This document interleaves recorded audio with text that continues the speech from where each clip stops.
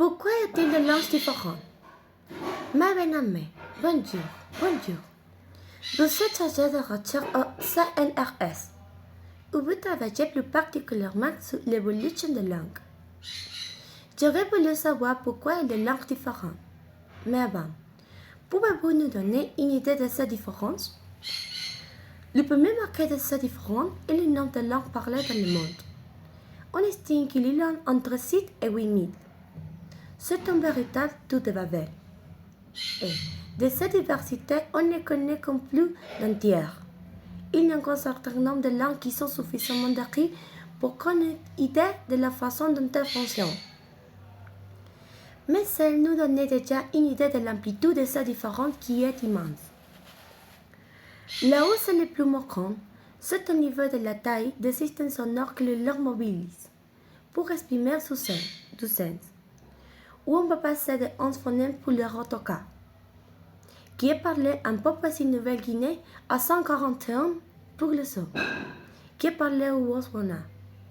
Ce sont une amplitude assez importante qu'on retrouve à tous les niveaux d'organisation de la langue, que ce soit au niveau de la phonologie, dans le nombre et dans les types de sons qui sont mobilisés pour créer des contrastes de sens, dans les ramets, par exemple au niveau des gens, de l'encodage de l'espace ou de temps, ou encore dans l'ordre des mots et bien sûr de le vocabulaire.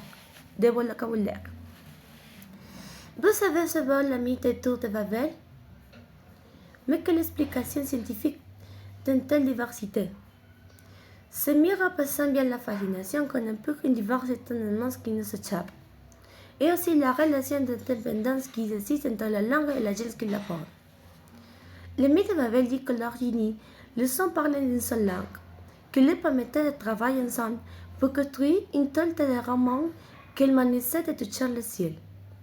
Pour le son pécheur, Dieu crée la confusion dans les langues si bien que ne s'entend plus. Le son se disperse aux 4 coins de la terre. Si on laisse de côté l'intervention divine, le mécanisme est exactement l'inverse. C'est parce que les êtres humains se sont dispersés à la surface de la terre qu'ils parlent de langues différentes. Et la diversité, telle qu'on peut l'observer aujourd'hui, c'est le produit de l'histoire du peuplement humain. D'ailleurs, les langues gardées dans leur structure et le vocabulaire le tracent de ces histoires populationnelles. Que ce soit une histoire de migration, une écologie naturelle et sociale, ou des questions de contact entre langues. Comment l'écologie impacte la structure de la langue?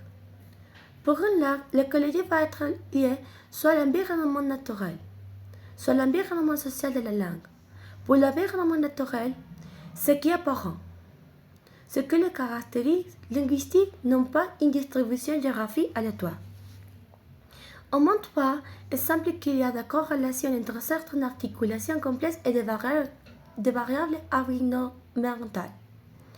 C'est le cas des temps ou des adjectifs qu'on relie à l'humanité ou à l'altitude.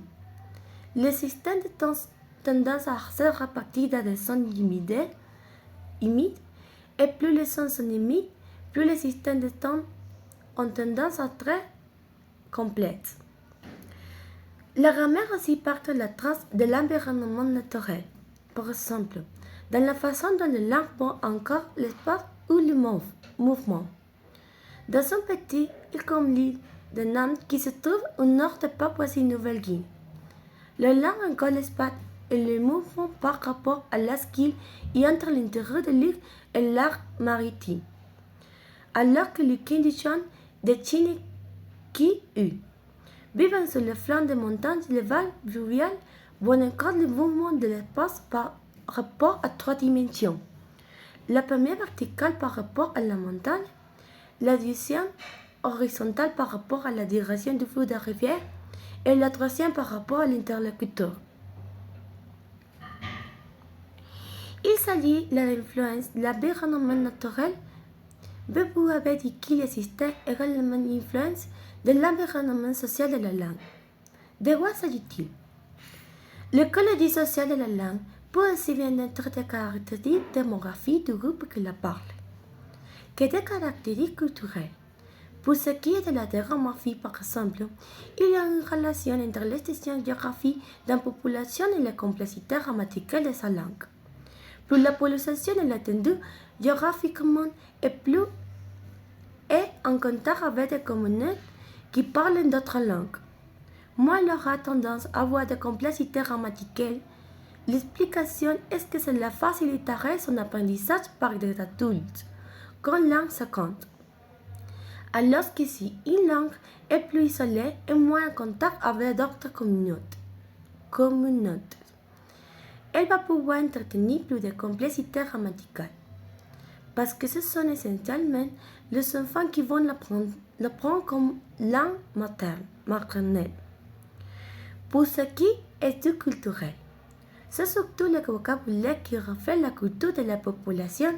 L'exemple le plus de type est le système de parenté, mais la hiérarchie sociale peut aussi se retrouver au niveau des registres de langue, comme en coréen ou en japonais.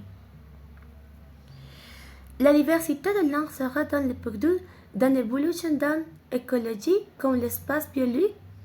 Non. La diversité de langues serait dans le perdu dans l'évolution de l'écologie comme les espèces biologiques.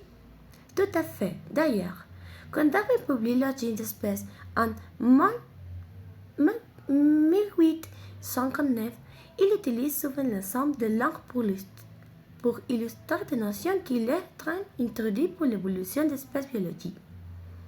Et les linguistes ont cette intuition de la fin du XVIIIe siècle, et ils ont mis en place une méthode de comparaison minutieuse et systématique pour rendre compte aussi bien des similitudes et des différences comme les produits dans généalogie. Aujourd'hui, la typologie linguistique relie la distribution de ces différents jugements à des paramètres sociaux, culturels ou environnementaux. Merci Mae pour cette explication.